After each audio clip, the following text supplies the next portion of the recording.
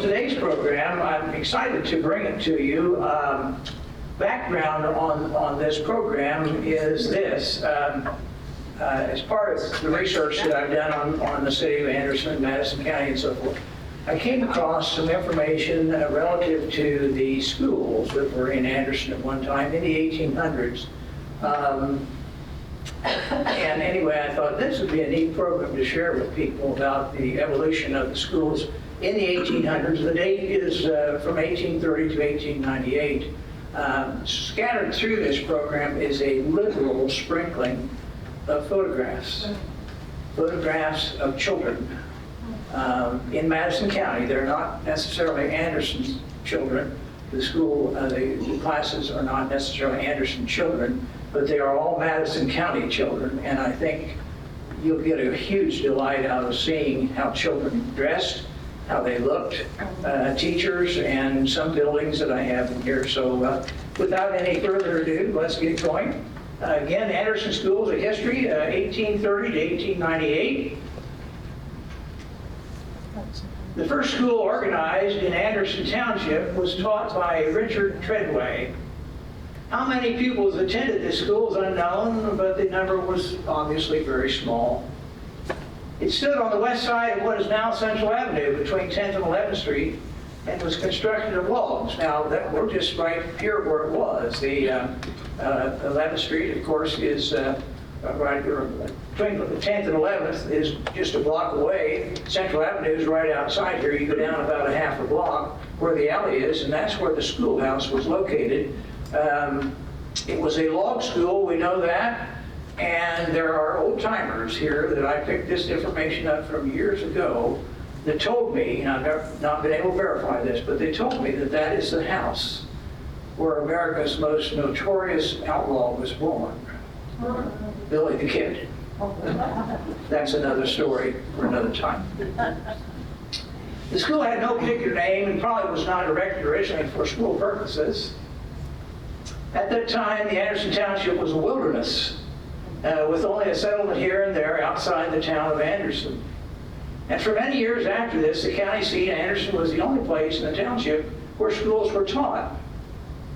This is an artist rendering of what is considered to be the oldest school in Madison County. It was south of Pendleton, about a mile south of Pendleton. We have no, Griffith Davis was the name of the school, named after the man who donated the land. He was a farmer, Griffith Davis. You see the openings here that would have been covered with wax paper to let light in. Those were also there because to defend against the Native Americans in the area who were still prevalent. The next school building erected in Anderson was a small frame structure. The building was located near the northwest corner of Brown, Delaware, and 11th Street, and it served as a schoolhouse until 1849, when a brick seminary was erected on the present site of where you are today, the Anderson Public Library, southeast corner of Main and 12th Streets. First of these pictures, they fascinate me. These would have all been anywhere from 1st to 8th grade. You see the teacher here on the end. She is obviously, she's not married, because back then a teacher could not be married.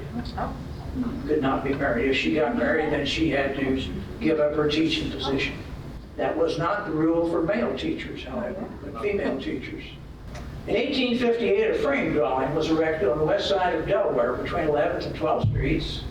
It was a private school and also Anderson's first graded school, meaning it was divided into school years known as grades. To begin with, when school was taught, it was one room and you could be as young as 5 and as old as 21 in the same class, learning the same thing regardless of your age. There were no first, second, third grades.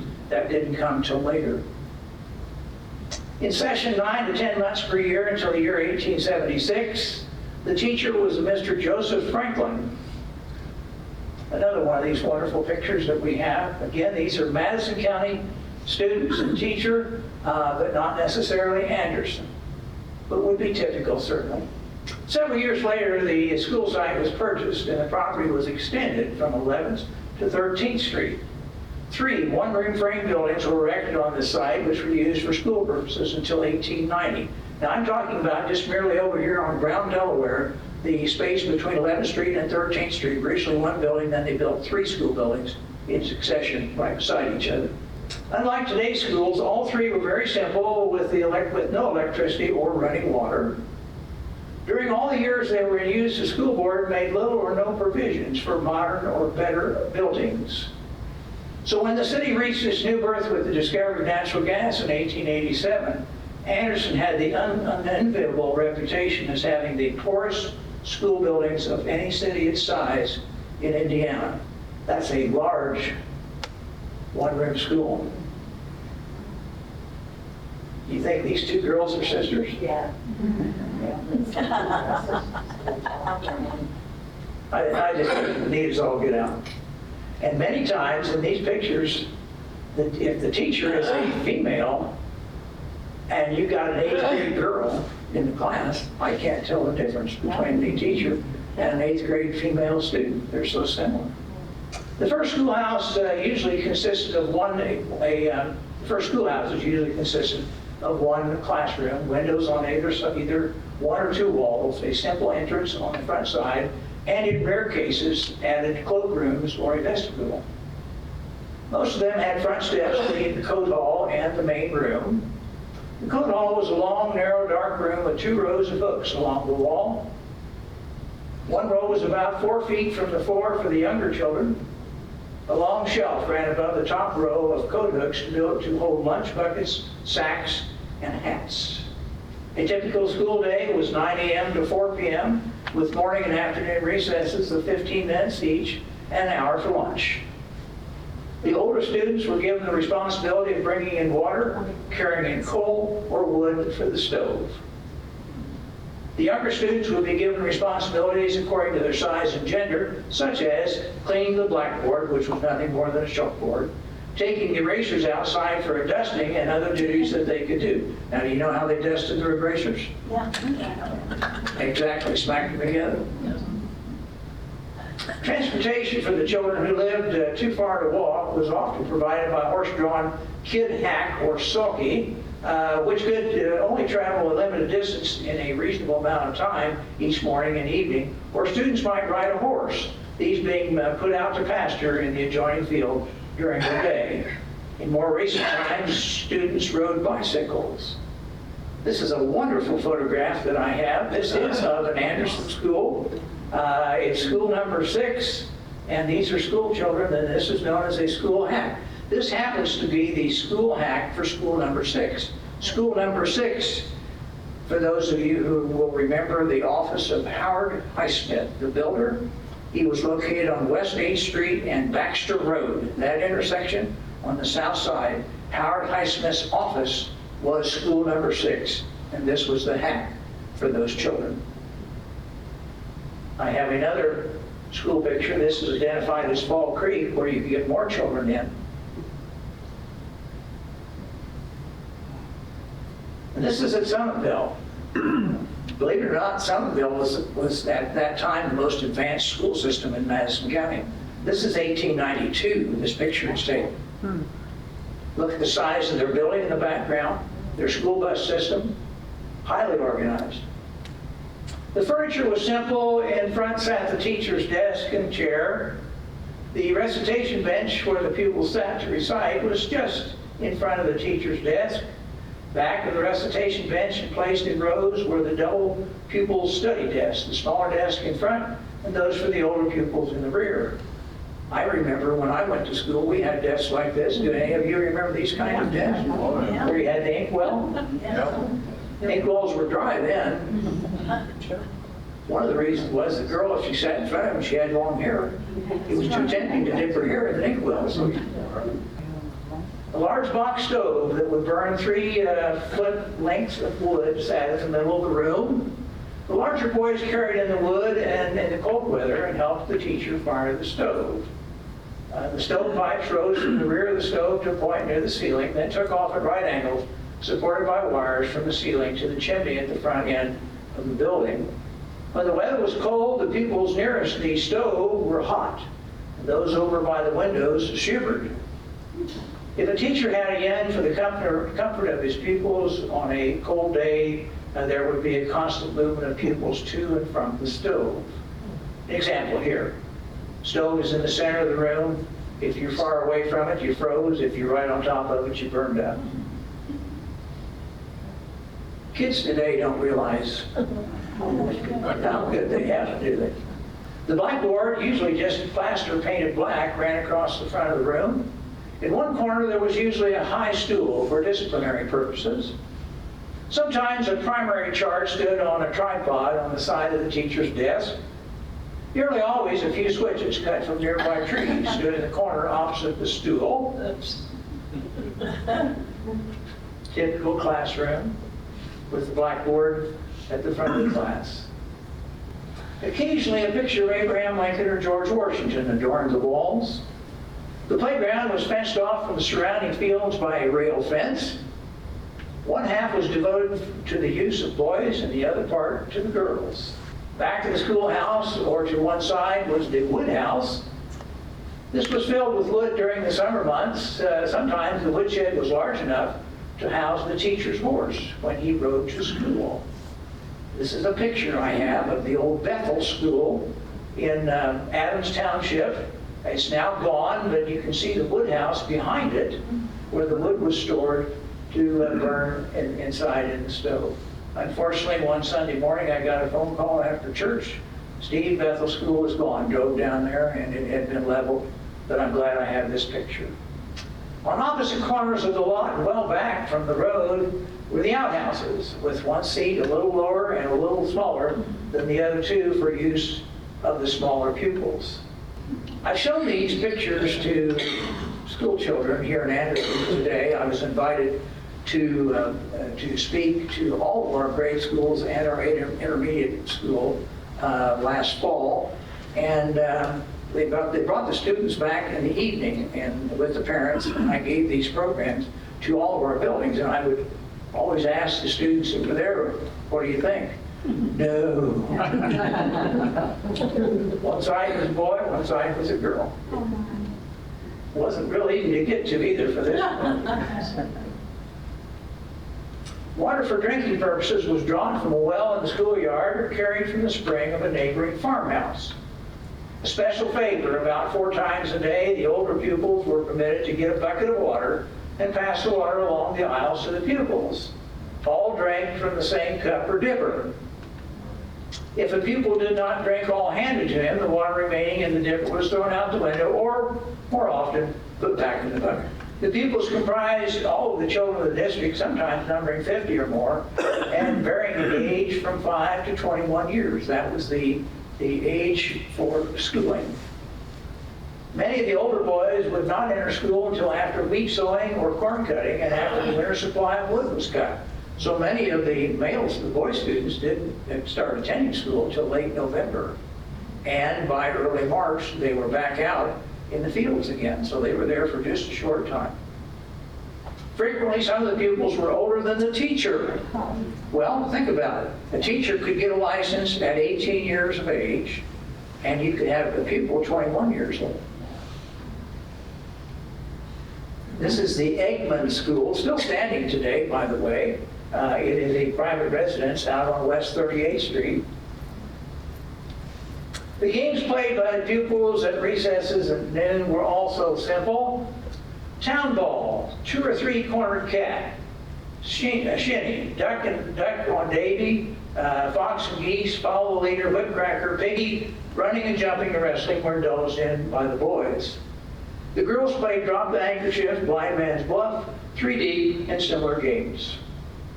Occasionally, the older boys and girls joined in some of the singing, dancing games as Old Man Tucker and Skip to Maloo. On days when the weather did not permit outside play, the teacher would conduct spelling bees, arithmetic races at the blackboard, or read a chapter or 2 from a chosen novel. Teacher's pets often helped out during doing special chores for her. They deemed it an honor to fetch water from the pump, stoke the fire, dust the erasers, pass out papers, or monitor the school at recess. Notice the bow tie on the teacher? I could just sit and look at these faces.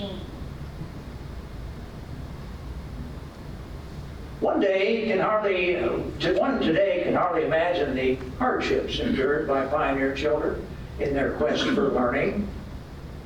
Before daylight, chores to be done, wood to be brought in, then breakfast. Then they would be dressed, ready for a walk through the woods, sometimes as much as 3 or 4 miles. Then the return in the evening and more chores. It's no wonder that they succeeded in becoming worthwhile citizens and successful parents. There's some that say that that generation of Americans was our strongest generation. The teacher must be a good disciplinarian. If not, there was soon a vacancy. Often pupils were older and larger than the teacher. Corporal punishment was meted out on the slightest provocation. Many of the punishments administered were unique. This happens to be the cup and saucer school. You can see it in the brick. If you use your imagination, cup and saucer. Teacher with his hat on, students. Whipping with a good tough switch was perhaps the most common. For minor infractions of rules, there was the stool in the corner with its dunce cap, or the pupil was stood in a corner facing the wall and made to stand on one foot. Just the teacher and the students. Now again, these would all be grades 1 through 8. Grades 1 through 8. And I imagine they knew they were going to get their picture taken this day, because look how they're dressed. In their Sunday go-to-meeting clothes, right? The teacher might be either a man or a woman. A license to teach was secured by taking an examination on the common school subjects at the direction of the superintendent of schools. A teaching position was secured by applying to the trustee of the township. This is actual classroom setting. This is the Connor School. And what I want to point out to you is these would be first graders, second graders, third graders, fourth graders, fifth graders, sixth graders, seventh graders, eighth graders, and one teacher. The day would start with the teacher getting the first graders going and then moving to the second graders, so on down the line, and then coming back. I have a friend who attended one of these schools, and I said to him one time, I said, was it hard for you to concentrate on your work? If you were in one row and she was instructing students in the next row, was it hard to concentrate? And he said, well, he says, you soon learn not to look up. Because if you did, you had a ruler slapping your knuckles. The curriculum was as simple as the building. The emphasis was placed on reading, writing, spelling, and arithmetic or ciphering. The upper grades studied geography, history, grammar, and physiology. There was little time for music even the teacher could sing. It was a brave teacher who dared to attempt to teach drawing or art. It just was not taught. I love this photograph. Any former teachers in here? Raise your hand. I know Carol over here. If you were a teacher and you had this little girl, wouldn't she be a delight? You could tell she is so happy to be there. I would imagine she would be the teacher's pet. Isn't that a neat picture? Now here you see 2 adults. So this would be a 2-room school, probably divided into 4 grades in each of the rooms. The schools, 1888 to 1898. Natural gas was discovered in 1887 beneath Anderson. The discovery brought with it a new Anderson, one filled with growth and prosperity. The city went from a population of 5,000 people in 1886 to 25,000 in 1900 as a result of that gas discovery. That population explosion necessitated new and much larger schools. The classrooms often exhibited pictures of American national heroes, Washington and Lincoln, on each side of an American flag. Before 1890, there was a general lack of symbols and pictures in the classroom, but by the end of the 19th century, in a period of heightened national patriotism in the United States, symbols reflecting American patriotism were brought into the classrooms. At the same time, the Pledge of Allegiance, which was written in 1892, and the text was often placed in front of the classroom where it could be seen together with all replicas of historical documents. And I remember that in my schooling. The walls were filled with pictures of the Constitution and presidents and so forth, all reflecting our patriotism. In the order of their construction, the following buildings were erected in Anderson to meet the growing demand for bigger schools, all as a result of the population explosion brought about by the discovery of natural gas. Main Street in 1888. Today, you're sitting on the site of that school. Main Street School was here. It was formed in an X and 8 grades. Substantial building. Lincoln, built in 1890. How many of you went through Central Junior High School in Anderson? Just me? Over here? You recognize the Lincoln building then. Central Avenue, 1891. These buildings, as substantial as they are, cost to build in those dollars was anywhere from $16,000 to $20,000. Yeah, I think today what it costs to build a school building, $16,000 to $20,000. That's in that money. I don't know what that would be in today's money. Hazelwood, 1891. Many of you don't know that Hazelwood School. The current Hazelwood School that sits on the corner of 19th and Madison sits north of this building. This building burned and was replaced in 1939 with the Hazelwood School building, which is now empty, that you see there today.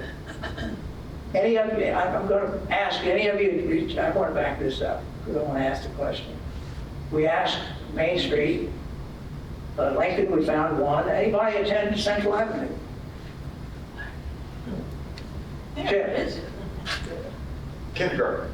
Kindergarten. That's when they closed, right? Indeed. That'll be edited out of this film, I can tell you. Hazelwood. This is a picture I found dated 1908.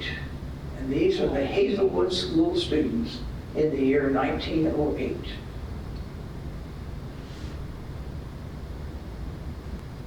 Park Place, 1891. Columbia, I'm going to raise my hand. I went to Columbia. 7th Street, 1894. These were impressive buildings. Impressive buildings.